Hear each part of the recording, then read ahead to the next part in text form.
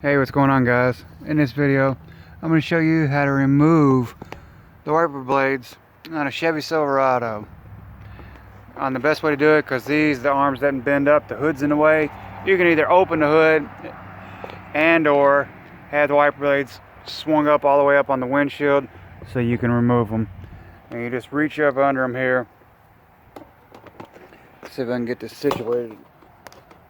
Might be able to get it situated and show you all.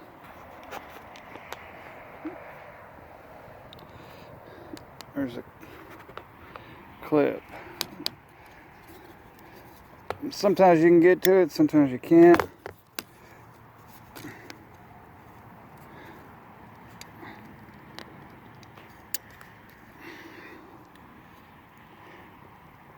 God only knows how long these have been on this customer's car. Sometimes you got to twist them up to make the clip snap.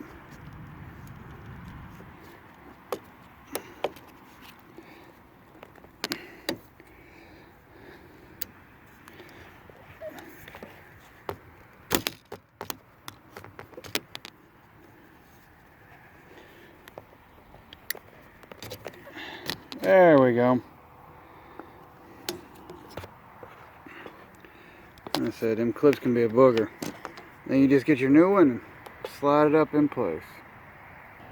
Alright guys, and you simply take the new one. Let's get y'all situated here.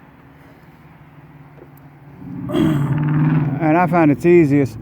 You slip it up in here